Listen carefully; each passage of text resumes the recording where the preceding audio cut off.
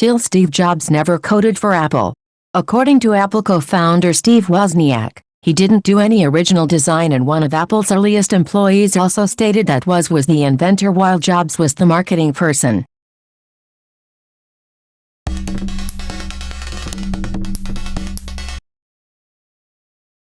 I honestly thought this was really common knowledge. Then again, people still use Gates as an example of someone who came from nowhere and became rich. That's true. Gates Sr. was a founding partner at one of the largest law firms in Washington state. Hence the reason little Bill went to the best private school in the state and met Alan. Very few people become rich and successful coming from nothing. Look beneath the surface and you will always find parents that are wealthy and well educated enough to understand the necessity of early development. Technically, Apple didn't really become the giant it is until after Jobs Part 2. Apple was almost bankrupt if MS didn't bail them out the first time around. It was the simple design and marketing of the iPod and iPhone that made them what they are. They worked out a deal. Apple was to drop their lawsuit against Microsoft for certain design and patent thief. Microsoft was also facing antitrust charges at the point in time. They didn't do it out of altruistic reasons. You can say this about a lot of companies and most CEOs founders. Look at Tesla and Musk. People who don't know the story think he was some super genius who designs the vehicles and engineers important parts while running the company. He doesn't. Musk didn't design the car. He didn't engineer the vehicle. He came in when the company was already building vehicles as an investor. He was simply the brains behind how the company should take its next steps, the marketing face of the business, and drive behind pushing the companies forward, and bankroll at times. Tesla would have gone under if it wasn't for government support. Not because the vehicles weren't great, people just weren't ready for them. Woz came to Purdue a few years back and I went to listen to him.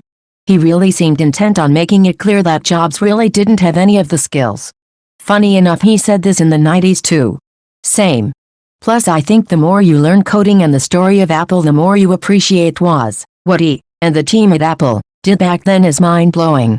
Probably upset Jobs got all the glory when he was the one in the trenches winning the war. The company really needed them both though. I wasn't aware there were people that didn't know this. Lol, that's why Apple worked. Was on the tech, Steve with the vision. It's been made into 2-3 movies and a book. I'd have expected more people to know this, lol.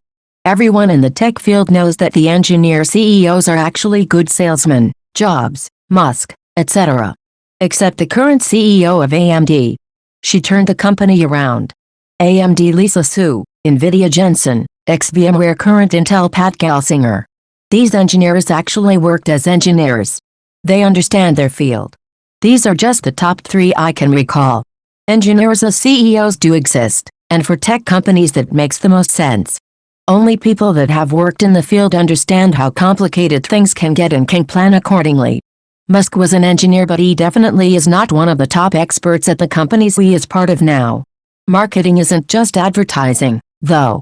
Marketing is ensuring you have a position in the market and make what the market wants, or make the market want what you make. It's quite a creative thing, and Jobs did have the ideas of how to do that. It's short-sighted to think that coding and technical skills are all that matter. Actually, Nerd Jesus died last year, Steve Jobs. I don't understand what the big deal was with that guy. For the love of God, what the fuck did he do? He told other people what to invent. I want my entire music collection in that phone now. Get on IT and these poor nameless scientists gotta go in the back room and figure it out. Bill Burr. Eating something pretentious, like a pear. This is said as a negative, but I don't think that it is. It isn't a business leader's job to do all of the design or coding. It is a leader's job to make sure that the design and coding gets done well. In most companies, the leaders will not at all be the most qualified for the day-to-day stuff, but they will be good at people management and big-picture visionary things, which is their job. Yay, this is all fanboy hate. I am a developer and I used to get jaded about how much we get pushed under the rug despite actually building the core product. But I have also started my own businesses, and marketing, selling, and running a business are all way harder than engineering. They are also way more important. My most successful app was probably the worst one I built, but I had an amazing business team who made it big. Then I have one of the best apps I had built which no one ever cared about, because I did it all myself. I mean, the Silicon Valley show nailed it with the marketing department hooking into what they could easily sell instead of the better product. Jobs knew that the better product is what he could sell and could communicate it clearly and get it made. If it was just a matter of merely being a salesman or marketer, every shitty Aruba bullshit would be $1 trillion company in the works. He didn't just harness, he made markets and defined very clear parameters for what would fit into them. And honestly, we all know that the products of that era themselves were the weak point.